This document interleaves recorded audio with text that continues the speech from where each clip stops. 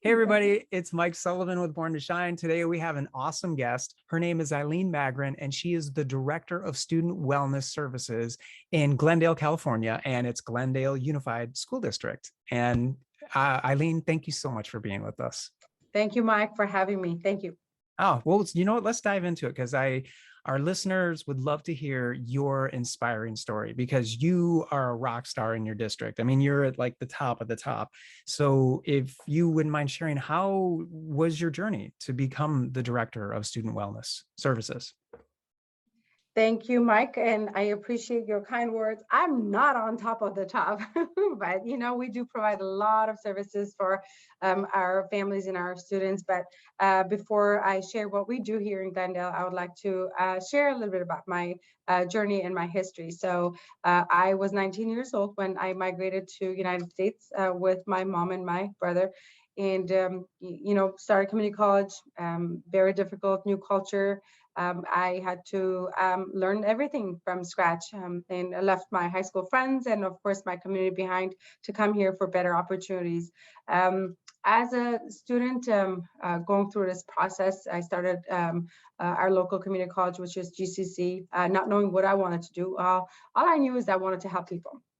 I wanted to help others, but I was not sure exactly what and where. I got a job at Glendale Galleria, and of course, so I took the bus, so I had no transportation, and clearly you could see that there was a lot of struggle, when I migrated here, but I knew I had a mission, and I wanted to get to that end goal. I started my classes, taking full courses, working. Unfortunately, 6 months into that process, my mom was diagnosed with brain tumor. And so that kind of put my goals on hold, and I had to quickly start working full time in order to support her and, of course, my family. But I remember at a community college, which is kind of rare to find, I had a teacher who, my math teacher, Mr. Gerds, noticed that I was not in class. And usually community college or adult school and, universities, professors don't contact you to say that you're missing. It's not K-12. But that individual, my professor, made an attempt to contact me and say, we are missing you. You're a good student. I'm not sure what happened to you. So I did share my struggles and my mom's diagnosis, and I told him that I need to drop from this semester to take a break, and he said, you're not dropping, I will work with you. And clearly he did that, and he was man of his words. He met with me at his office hours, gave me opportunities to make up, and you know what, there was that one adult in my life during the times that I was really going through a lot that helped. So 2 years into it, I transferred to UCLA, proud alumni for Bruins. And it was, again, I was first generation college student. Once again, I knew that I wanted to get into the helping field, but I wasn't quite sure what. I did my undergrad in psychology, finished UCLA, started working for an insurance company, hated my job, hated. I love the paycheck, but because you know what, it wasn't my passion. It wasn't what I wanted to do. So I started my master's in school counseling at University of Laverne, and I just fell in love with the career, fell in love with working with kids, with youth, making a difference in people's lives. I ended up in Monrovia for 8 years, working at the high school level and I was an outreach consultant, working with students who had less than 2.0 GPA, connected with those youth, and I can share, a lot of stories that, I made a difference. In fact, a few months ago, I was at a doctor's office with my own son, and one of my previous students looked at me and said, you are Miss Magran. You were my counselor. So that's what, got me into where I am. So 2 years into my position as a school counselor, I decided that I want to learn more. Specifically about students who have disabilities and they have diagnosis. As a school counselor, you're a little bit limited when it comes to that. Therefore, I joined University of Laverne once again, received my second master's in school psychology, and I gained a lot of knowledge and respect for that field. And of course, my passion grew more and more to serve students that have IEPs or disabilities, and that disabilities enabling them to succeed in school. So I followed my passion, in, of course, 8 years in Monrovia, let me come to Glendale, which I call it home because I live in Glendale. This is my community, and I do speak multiple languages, Armenian, Farsi, and Arabic. So I'm able to connect, especially with a lot of our new immigrant families that are residing here in Glendale. I started as a psychologist, worked as a therapist up at one of our high schools, conducted one-on-one counseling. I was a 504 coordinator, and students who have disabilities that need a little bit more interventions and accommodations. So I was coordinating all of that for the high school, and unfortunately, we had a suicide on campus. That was 10 years ago. And that let me become a full-time psychologist, working with the team, making sure that I'm providing the support. If they need 5150 assessments for students, I was part of that team and helping and supporting. In 2 years in doing that position, an opportunity came up at a district office and I jumped at it. And so I was hired as a coordinator of this amazing department, and we were called Healthy Start back then. And it was myself and 2 clerks. So fast forward 8 years later, I decided to go back again. Call me crazy. My family does think that there's no stopping Ilin. I received my admin credential. I went back to school. And of course, I went to USC. I wanted to make sure that I have the experience of both schools, UCLA and SC. So I received my doctorate in education leadership. So that was quite an experience. You work very closely with different leaders, different superintendents and assistant superintendents in the community or in the organizations. And of course, a lot of learning. And I'm very happy that I did that. That, of course, provided me further opportunities to be a professor at a university. So I joined University of Laverne. I wanted to give back from an institution that gave me so much. And I'm currently, I'm on a break right now. I'm not teaching, but, I'm on call whenever they need me. But here at the district office in Glendale, I am in charge of mental health, which is very important. We know that if students are not well and if they're not ready, they cannot succeed in life. So oversee mental health intern academy. We have about 35 to 40 mental health interns annually. That is school counselors, MFTs, social workers, a combination of all, and they serve our students and our parents for free. So this year I had the opportunity to provide them a stipend, which was great. But usually those interns provide at least 16 to 20 hours a week of services to our Glendale community. In addition, I oversee mental health. We know that if students are not attending, they definitely have barriers in their life, whether it's attendance barrier, whether it's clothing, whether it's food, transportation, it may be bullying. Sometimes that comes up when we're meeting with parents, or even mental health. If they're depressed, isolated, they don't want to be in school. So I think that attendance and mental health kind of go hand in hand. So I oversee that department as well. And we've done great last few years. We've received awards from the state as SARB model school district. We meet with the parents, follow up, provide interventions and all of the above. And of course, we are supporting our students that are experiencing homelessness and are in the foster system. So that's kind of in a nutshell my history, in education. And as I mentioned, I love giving back. Being an immigrant and coming to this country was challenging, going to a community college, not knowing where to go and what to do. And it was very difficult. But as I said, I was very lucky to be in that math class. And I think he was my guardian angel, that my instructor supported me and guided me and pushed me to make this happen. So I am glad to be here, Mike, and I hope this kind of summed up my history in education and, of course, what I've done in the community. We work very closely with our local police department here, provide opportunities for our families, bring the police in not as a uniform officer, but as a community partner. We've created a lot of great programs, interventions for our youth that are struggling, whether it's behavior or attendance. So they're kind of partners with us. And also we work very, very closely with the city of Glendale. They have a lot of programs for our youth. And so we offer a lot of presentations, whether it's depression, suicide, QPR, youth mental health, all of that would be our department that we partner with the city as well. Love that. Eileen, wow, it's true. There is no stopping Eileen. I did your mom say that, or dad, or your family, that just when you went back, I think for the third time for school to, did, or is that That just the family saying there's no stopping Eileen? I actually, I think one of my role models has been both my parents that pushed me to get to where I am right now. But it was my husband. He's like, enough is enough. More schooling. Are we going back to school again? I said, yes, I am. So it's been hard because being married and kids and all of that, balancing your personal life and your career. But you know what? When you have a goal in mind, there's nothing to stop. Anybody to get there. And you know what, age should not be a barrier. And of course, not having the financial means should not be a barrier, because there's always loans you can take and of course pay it back later, right? So I think these are important things. When I was meeting with my students, I always said, don't decide on or eliminate your choices based on financial need, because you can always get there. And there's so many different opportunities like scholarships and grants and things that you can apply, but focus on one goal and go for it, and you'll definitely get there. That's awesome. Love it. That was I love it. I don't even know what to say. That was so cool.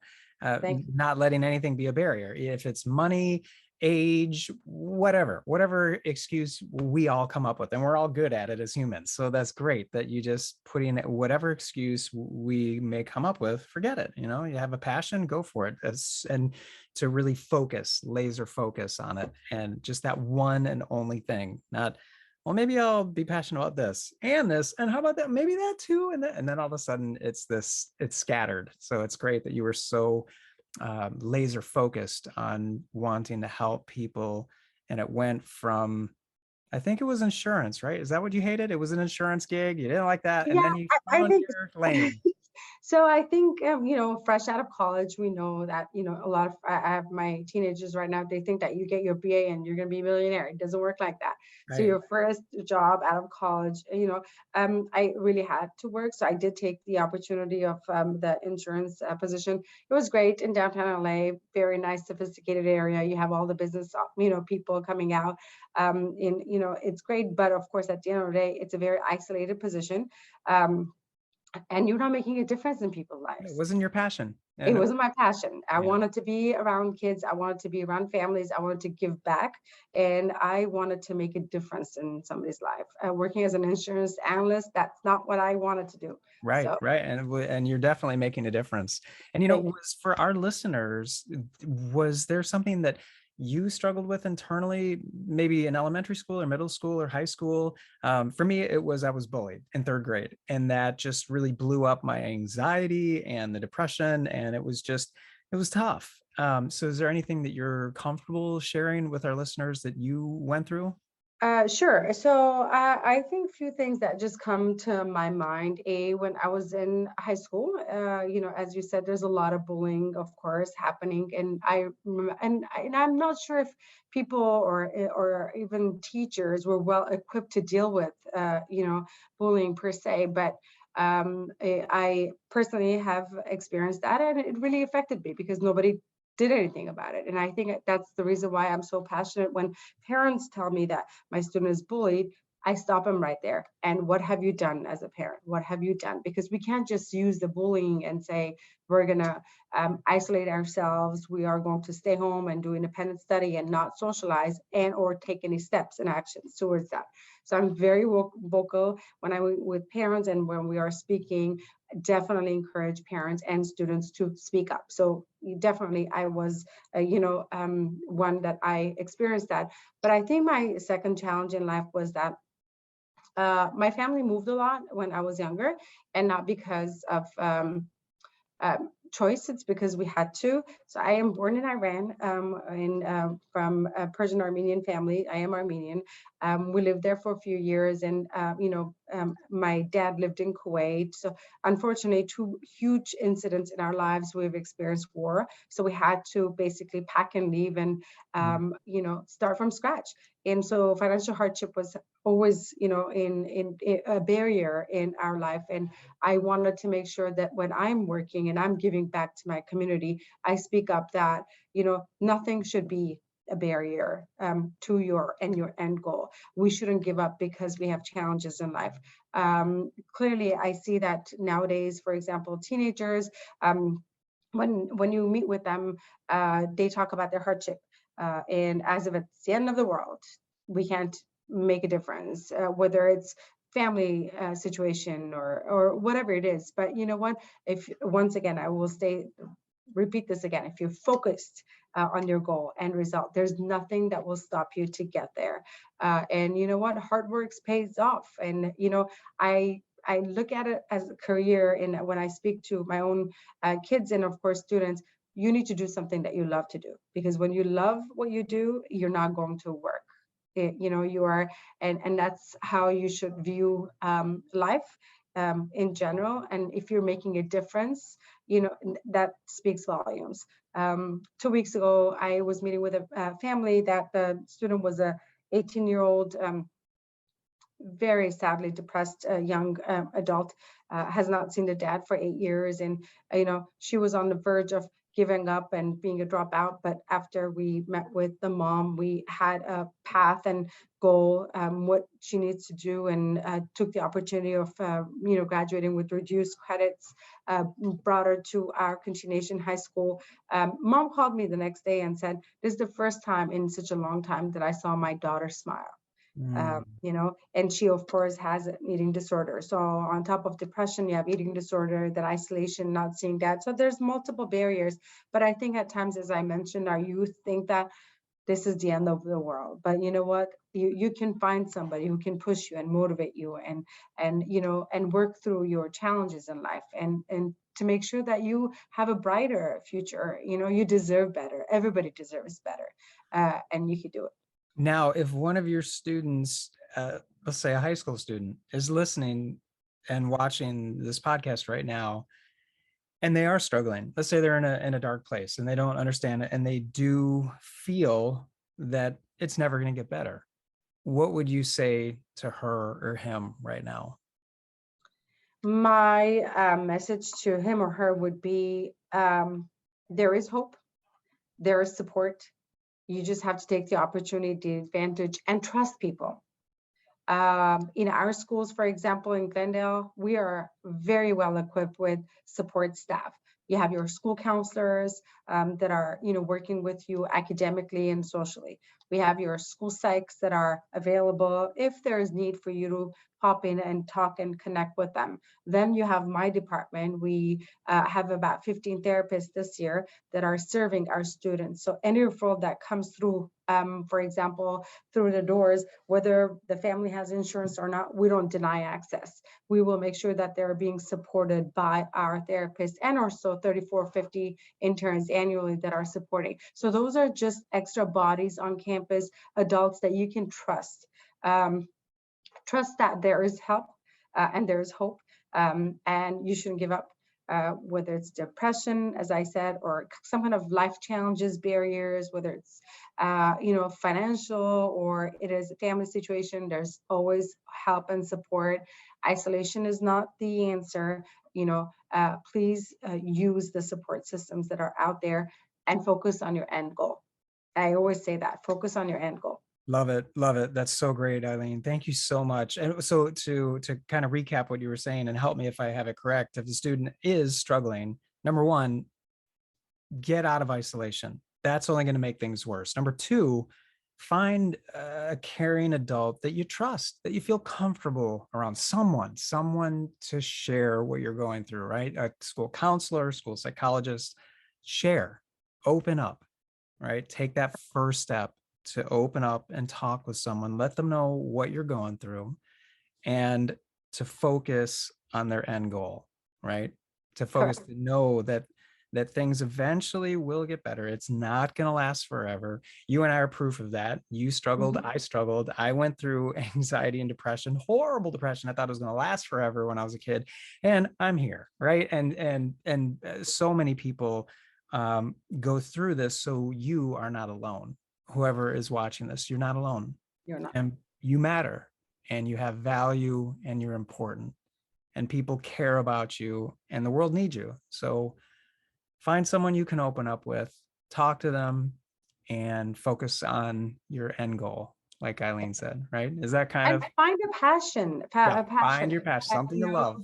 whatever that you like and you enjoy. And when I used to be a school counselor and working with my students, I always said, four-year college is not for everybody. Find your passion. You want to be a hairdresser? More power to you. There's a lot of money in it, but find your passion. If you're good at it, you will be amazing. So if your focus is only dollar amount, do what you like to do and Right. you will get there. Some careers you get there faster than others, but at the end goal you will. But you have to be happy in what you are selecting to do in Right, life. finding what you love is so true. My dad always said that. People would ask him, well, what was it like starting your own business and how hard was it? And he said, I never worked a day in my life That's exactly because he what. loved what he Yep. did.